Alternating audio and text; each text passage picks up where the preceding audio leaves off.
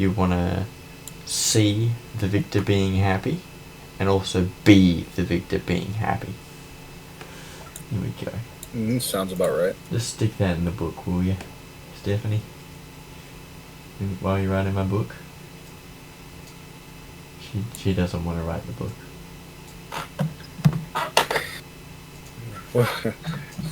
Probably like, wait, what book? I haven't even started on that book. I keep telling you that. Stop asking me to write this book. Stephanie hasn't started the book yet.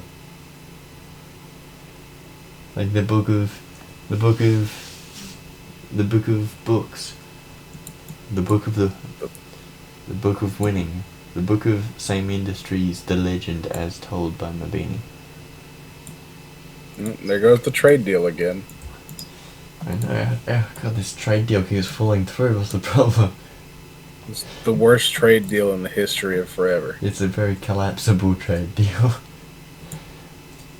Maybe I'll switch it up and send marble this time. So maybe you can make yourself something nice. I cannot produce an opera house there because I have all those buildings there. Right. Oh, it's because the deal fell through that my country is collapsing. Okay, that's why. No worries. Your country's just collapsing. It's Who cares? just entirely dependent on this deal with your country. It's just like, look at Mabini storming ahead. As it turns out, what he thought was a thorn in his side is actually the source of his success. That's the problem here. It's the variety of goods. It's the, what is it, it's the crabs and the wine that we love so much. Our culture is entirely dependent on a diet of occasional crabs, like we have on a Friday night celebrating the week, and we have a glass of wine like every night, and we're just loving it here in the north, benefiting Yep. massively. Add some salt truffles to that crab. Yeah.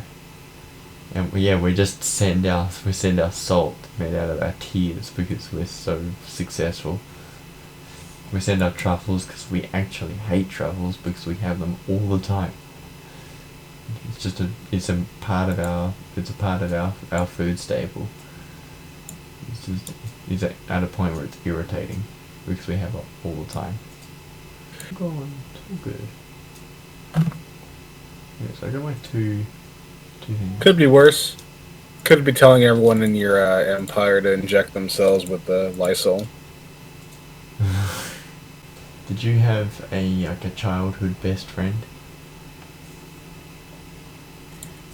Yeah, I used to. Let me try to think. I've only really, before I moved to Australia, I only really had one friend my entire time in America, and it was in, I'm pretty sure, 3rd grade when I first met him in school and became friends. And then usually we during the weekends we'd either go to his house or we'd have a sleepover at my house, kind of back and forth, just hanging out and playing stuff like 007 Nightfire and stuff like that. And then eventually we sort of just stopped getting in contact with each other. About a year after I moved to Australia, it started to slow down, and then haven't really kept contact since then. Yeah, that sort of stuff's a bit inevitable, really, when people move away and they build a relationship on physical presence. That's really something I'm going through at the moment, is going from the physical presence relationship to largely online, with the desire to go back to the physical presence when the pandemic ends and when their health improves. And I've had that with my best friend before, Liam, now actually lives in California, and he works at Facebook, and for some reason his account is down, so I don't know what the deal is with that. But I guess he's just being a smart cookie, because he is a smart cookie, and making sure that he covers his ass really, and doesn't get himself in any trouble. And basically the thing that ended our best friendship was he had to move. He had to move schools really. He had to move schools, he had to move house. So, and he moved a fair way away.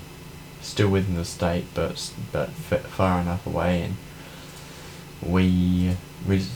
it was too early for the internet to be a good enough presence in our lives for it to be something that we could use to continue our friendship.